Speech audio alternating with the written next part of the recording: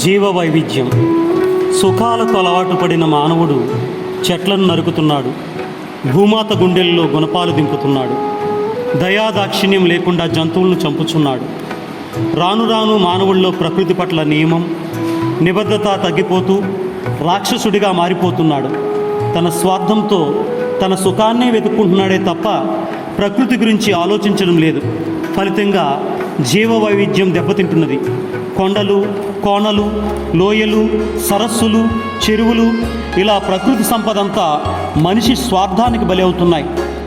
ప్రకృతి వనరులను మానవుడు అవసరాలకు మాత్రమే ఉపయోగించుకుంటే తప్ప అత్యాశకు పోవడం వల్లనే ఉపద్రవాలు సంభవిస్తున్నాయి. దాంతో పర్యావరణ సమతుల్యం దెబ్బతిని అమూల్యమైన జీవరాశి అంతరించిపోతుంది. ఇప్పటికైనా మానవుడు తన మూర్ఖత్వాన్ని విడనాడి జీవరాశులన్నింటితో కలిసి జీవించడం అలవాటు చేసుకోవాలి. జీవరాశులను పరిరక్షించుకుంటే జీవ వైద్యం పెరుగుతుందని తెలుసుకోవాలి. మా చిన్నారులు ప్రదర్శించే ఈ షార్ట్ ఫిల్మ్ని తిలకించండి. హాయ్ వినయ్. చెప్పరా దిలీప్. రే వినయ్, మన డిగ్రీలు అయిపోయి ఉద్యోగ అన్వేషణలో ఉన్నాం. చిన్నప్పటి నుండి ఇదే గ్రామంలో చదువుకున్నాం. మన ఊరు బడి, గుడి, పంట పొలాలు, ఆప్యాయతలు మర్చిపోలేంరా. అవునరా దిలీప్, ఇంత చేసిన మన గ్రామానికి మనం ఏదైనా ఒక మంచి పని చెయ్యాలిరా. ఒరే, నీకు గుర్తుందా, మనం 5వ తరగతి చదువుతున్నప్పుడు ఇంటికి ఒకసారి అలా కూర్చొని ఆడుకుంటుంటే మనతో పాటుగా పిచ్చుకలు, పావురాలు, కాకులు ఇంటికి ఊటి అటు ఇటు తిరుగుతుండేవి. ఇప్పుడు ఈ రేడియేషన్ వల్ల ఒక్క పిచ్చుకు కూడా కనిపించకుండా పోయాయిరా. నిజమేరా దిలీప్, మనిషి చేసే తప్పిదాల వల్ల ఎన్నో జీవులు అంతరించిపోతున్నాయి.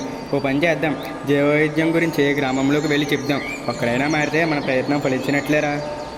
పద పద వెళ్దాం. రే వినయ్, అక్కడ ఎవరో చెట్టుని నడుకున్నట్టున్నారా. పద అక్కడికి వెళ్దాం. బాబాయ్, ఏంటి నువ్వు చేస్తున్న పని? నేనేం చేస్తున్నాను రా, చెట్టుని నరుకుతున్నాను. మన పశువులకు జాగా లేదురా, పాకేద్దామని నరుకుతున్నా. రక్షతి రక్షిత అన్నారు పెద్దలు. నాకు అర్థం కాలేదురా, నేను చదువుకోలేదు కదరా బాబు. చెట్లను మనం రక్షిస్తే అవి మనలను కాపాడతాయి. అవసరమైతే మొక్కలను నాటాలే తప్ప నరకకూడదు. గాలిలోని విషవాయువుని తీసుకుని మనకు ప్రాణవాయువుని ఇచ్చేది చెట్టు. పెద్ద తుఫానుల నుండి రాకుండా కాపాడుతాయి.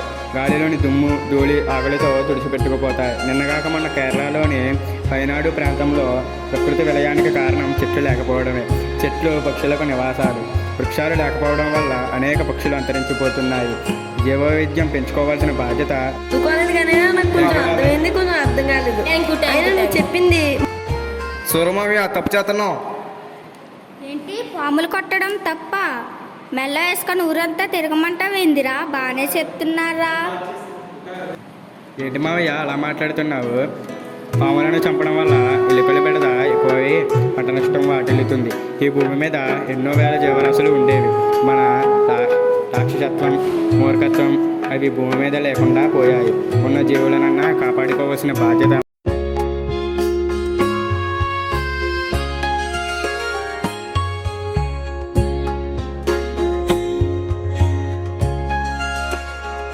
సర్పంచ్ గారు రమ్మని కౌరంపించారంట కదా. నమస్కారం పిల్లలు.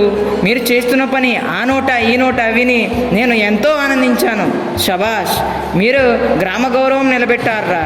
చదువుకొని పట్టణాలు పోతున్న ఈ రోజుల్లో మీకు వచ్చిన ఆలోచన అభినందనీయం. ఈ విషయం గురించి మన జిల్లా కలెక్టర్ గారితో మాట్లాడడం జరిగింది. వారు మీకు ప్రశంసా పత్రాలు పంపించారు. తీసుకోండి. ప్రతి గ్రామాన ఈ కార్యక్రమం చేపట్టి జీవ వైవిధ్యం పెంపొందించాలని బాధ్యత మీకు అప్పగించారా. Congratulations both of you.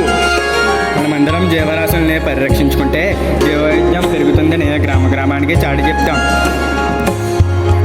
ధన్యవాదాలు సర్పంచ్ గారు. జంతువులను ప్లాస్టిక్ నిషేధిద్దాం.